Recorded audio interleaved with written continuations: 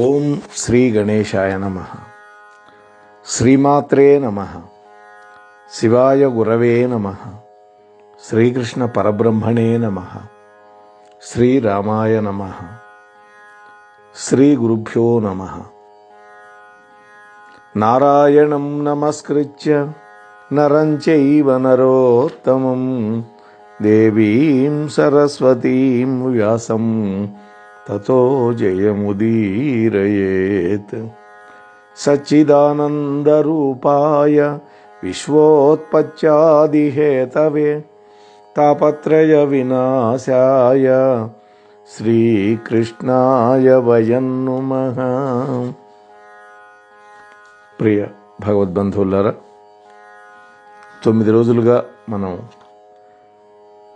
నంది తిమ్మన గారి విరచితమైనటువంటి పారిజాతాపహరణం అనేటువంటి కావ్యాన్ని డాక్టర్ అద్దంకి శ్రీనివాస్ గారు అందించినటువంటి లఘు టీకని ఆధారంగా చేసుకొని చెప్పుకుంటున్నాం.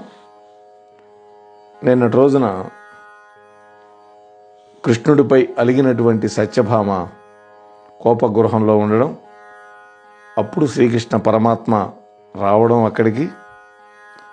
ఆ సందర్భంలో సత్యభామ కోపం వల్ల ముసుగేసుకొని ఉన్నటువంటి ఆమె ఎలా ఉన్నది అనేదంతా నిన్న వర్ణించారు. ఈరోజు అలా బాధపడుతూ ఉన్నటువంటి తన ముద్దుల భార్య అయినటువంటి సత్యాదేవిని శ్రీకృష్ణ పరమాత్మ ఏ విధంగా అనునయించాడో ఈరోజు 10వ భాగంలో చెప్పుకునే ప్రయత్నం చేద్దాం. పరమాత్మ అంటున్నాడు, ఇందుని భాస్య మైదొడవులేల ధరింపవు, నన్నుగావులీవెందును మానలేవు, తెలుపేటికి గట్టిది వీటికారుచుల్ కెందలి రాకుమోవి, తొలకింపగజేయగ ఉనికి ఏమి, నీ చందము వింతయ్యడు నిజంబుగా నాకెరుగంగ చెప్పుమా. ఆహా, ఓ చంద్రముఖి, ఓ సత్యభామ, ఎందుకని ఒక్క నగైనా కూడా పెట్టుకోలేదు నువ్వు? మెత్తటి ఎర్రటి బట్టలు ఎప్పుడూ విడిచిపెట్టకుండా కట్టుకుంటావు కదా, ఇవాళెందుకు తెల్ల బట్టలు కట్టుకున్నావు? ఎప్పుడు చక్కగా తాంబూలం వేసుకొని పెదవుల్ని ఎర్రని చిగురాకుటుల్లాగా మెరిపించేటటువంటి నువ్వు ఈరోజు ఎందుకని అలా చేయలేదు? నీ వాలకం అంతా కొత్తగా ఉందే, కారణమేమిటో కొంచెం తెలిసేలా చెప్పరాదు సత్య? ఇంకా అంటున్నాడు పరమాత్మ, పద్మాల వంటి విశాలమైనటువంటి నేత్రాలు కలిగినటువంటి ఓ సత్య, నా మనసులో ఏముందో పరీక్షించాలి అనుకుంటున్నావా? లేకపోతే పరిహాసానికి ఇలా చేస్తున్నావా? నన్నేమన్నా ఆట పట్టిస్తున్నావా? లేదా నన్ను భయపెడుతున్నావా? నిజంగా నాలో ఏదైనా తప్పుందా సత్య? నన్నెందుకు శత్రువులాగా చూస్తున్నావు? నీ దయ లేకుండా ఒక్క క్షణమైనా నేను బ్రతకగలనా? ఏమి నంగనాచి మాటలు మాట్లాడుతున్నాడో పరమాత్మ చూడండి. పలుకులు తేనెలుట్టిపడ పల్కవు నేడిదేమి, వాలు కన్నుల నుని సిగ్గు నూల్కొన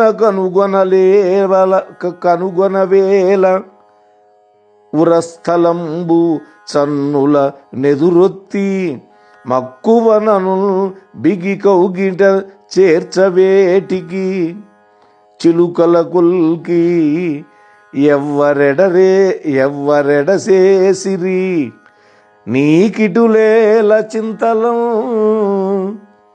ఓ సత్య, ప్రతిరోజు తీయగా మాట్లాడతావు, కానీ ఈ రోజున తీయగా మాట్లాడటం లేదు ఎందుకని? ఒకవైపు సిగ్గుపడుతూ ప్రేమగా నన్ను చూస్తావే, అలా ఎందుకని నన్ను చూడటం లేదు ఈరోజు? నన్ను బిగియారా కౌగిలించటం లేదు ఎందుకని? ఎవరు మనల్ని వేరు చేశారు? ఎందుకు నువ్వు ఇంతగా బాధపడుతున్నావు నాకు చెప్పు అంటున్నాడు. ఓ సత్య, మనమున మాటలను క్రియల మన్ననలీనొకనాడు నెట్టి కామినులకు గారవంబు మెరమెచ్చులకై పచరింతుగాని పాయని అనురక్తి నీ ఎడల అగ్గలమై కనుపట్టు నాకు నీ పనిచిన పంపు సేయుటయ ప్రాభవమౌటది నీవు ఎరుంగవే. ఓ సత్య, మనస వాచ కర్మణ నేను నిన్నే తలుచుకుంటూ ఉంటాను నిరంతరం. నీ నామస్మరణ తప్ప నాకేది లేదు. ఊరికే వాళ్ళ మెప్పు కోసమే ఇతర స్త్రీలను గౌరవిస్తున్నట్లు కనిపిస్తాను అంతే. కానీ నీవంటేనే నాకిష్టం. నిన్నే తలుచుకుంటాను. సత్య సత్య అని నీ నామమే జపిస్తుంటాను. నువ్వు ఆజ్ఞాపించింది ఏదైనా నేను చేస్తూనే ఉన్నాను కదా ఇప్పటిదాకా. నువ్వు చెప్పిన మాట ఎప్పుడైనా నేను జవదాటానా? ఇది నీకు తెలియంది కాదు కదా సత్య. పడతీ నీ మధురాధరామృతము నీ బాగా పరిరంభము పడయం ధన్యుడా కాకయుండిన నన్ను పాటి నుంచి యొక్కినుత నీ నిడువాలు కడగంట చూడుమనుచు నిల్పమిం పైచరంగొడియం చేవిరిదమ్మి వ్రేయుటకునై ఉంకించి జంకించిన. ఆహా, ఓ సత్య, నీ పెదవులలోని తేనెను ఆస్వాదించి నీ కౌగిటి సుఖాన్ని పొందినటువంటి నేను నిజంగా ధన్యుణ్ణి. నన్ను కటాక్షించు అంటూ శ్రీకృష్ణుడు ఇక తాళలేక ఆమె పై ఉన్నటువంటి కప్పుకున్నది కదా ఒక వస్త్రం, అలాగే చీర చెంగు కూడా ముఖానికి కప్పుకొనుంది, దాన్ని లాగాడు. అప్పుడు సత్యభామ విలాసం కోసం ఒక పద్మాన్ని చేతిలో పట్టుకుంది. దాంతో కృష్ణుణ్ణి ఒకటి వేద్దామని ప్రయత్నించింది. కానీ ఎందుకో జంకింది. అందుకే విరమించింది. అప్పుడు కృష్ణుడు ఆమెను అనునయించడానికి ప్రయత్నిస్తూ ఉన్నాడు. కానీ ఆమెను ఓదార్చటం కృష్ణ పరమాత్మ యొక్క తరం కావడల్లా ఆమె కోపం కూడా చల్లారటల్లా. ఇక ఏం చెయ్యాలో తోచటం లేదు పరమాత్మకి. వెంటనే లేచాడు. లేత చిగురాకుల్లాగా ఎర్రగా ఉన్నటువంటి ఆమె పాదాలకు నమస్కరించాడు. అప్పుడు ఆమె పాదాల యొక్క ఎర్రటి కాంతి శ్రీకృష్ణుడి యొక్క తల మీద ఉన్నటువంటి కిరీటంలోని రత్నాల కాంతులకు కూడా వన్నె తెచ్చిపెట్టింది అంటున్నాడు తిమ్మన గారు. జలజాతాసన వాసవాది సురపూజా భాజనంబై తనర్చు లతాంతాయుధ కన్న తండ్రి శిరమచ్చో వామపదమునల్ తొలగంద్రోచలతంగి అట్లయగు నాథుల్ నేరము సేయ పేరలుకను చెందిన ఎట్టి కాంతలు ఉచిత వ్యాపారముల్ నేర్తురే ఉచిత వ్యాపారముల్ నేర్తురే. జలజాతాసనుడు. ఆహా, జలజాతాసనుడు అంటే బ్రహ్మదేవుడు, వాసవుడు అంటే ఇంద్రుడు, లతాంతాయుధుడు అంటే మన్మధుడు. ఇది ఇప్పుడు చెబుతోంది. ఇప్పుడు చూడండి ఈ పద్యం. అప్పుడు సత్యభామ కోపంతో శ్రీకృష్ణ భగవానుడి యొక్క తలని తన ఎడమ కాలితో ఒక తోపు దోసింది. ఆహా, కృష్ణుడు తల సామాన్యమైనదా? బ్రహ్మ, ఇంద్రుడు మొదలైనటువంటి దేవతల చేత నిత్యము పూజలు అందుకునేటటువంటి గొప్ప శిరస్సు అది. అంతేకాదు సకల లోకాలని తన మోహమనే బాణాలతో వశం చేసుకునేటటువంటి మన్మధుడికి సాక్షాత్తు కన్న తండ్రి ఈ శ్రీకృష్ణ భగవానుడు.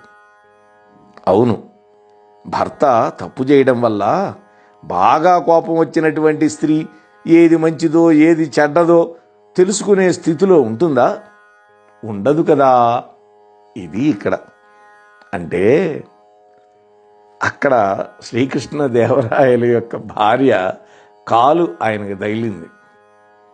అది కూడా ఎందుకు జరిగింది? ఆమె తల దగ్గర పాదాలు పెట్టుకుంది, పాదాల దగ్గర తల పెట్టుకొని పడుకుంది. ఈయన వచ్చాడు, అప్పటికి నిద్రపోతోంది ముసుగు గప్పి ఆమె భార్య. మామూలుగా ఎవరైనా తలతట్టు తల పెట్టుకుంటారు కదా అని తాను కూడా మామూలు తల వైపే తల పెట్టుకొని పడుకున్నాడు. ఆ నిద్రలో ఆమె కాలు వచ్చి ఆయన తలకాయకి తగిలింది. కావాలని కాదు, నిద్రలో తగిలింది. దానికే కోపం వచ్చింది. ఇంకా ఆమె దగ్గరికి వెళ్ళటం మానేశాడు. కానీ ఆ రాణి యొక్క దేశం నుంచి వచ్చాడు ఈయన అరణపు కవి. అందువల్ల ఈయన ఈ కావ్యం రాశాడు అని పెద్దలు అంటారు. అంటే కృష్ణ భగవానుడంతటి వాడు ఆమె కాళ్ళు పట్టుకొని నమస్కారం చేస్తే ఆమె ఎడమ కాలుతో ఒక తోపు దోసింది. అంతటి పరమాత్మే భరిస్తే నువ్వెంత అన్నట్టుగా, అంటే పడక గదిలో జరిగేటటువంటి వాటిని ఎక్కువగా పట్టించుకోకూడదు అన్నట్టుగా ఇక్కడ మనం భావం గ్రహించాలి. అందుకని ఈ పద్యం అద్భుతంగా రాశాడు. అంటే ఇక్కడ సత్యభామకి కోపం వచ్చింది. అందువల్ల కాలితో శ్రీకృష్ణ పరమాత్మ యొక్క శిరస్సు తొలిగేలా తోసింది. దానికి శ్రీకృష్ణుడి యొక్క శరీరం గగురు పొడిచింది. అతడిలో మన్మథవాంఛ పెరగటం వల్ల ప్రేమతో ఇట్లా అంటున్నాడు. ఇది ఒక అద్భుతమైన పద్యం.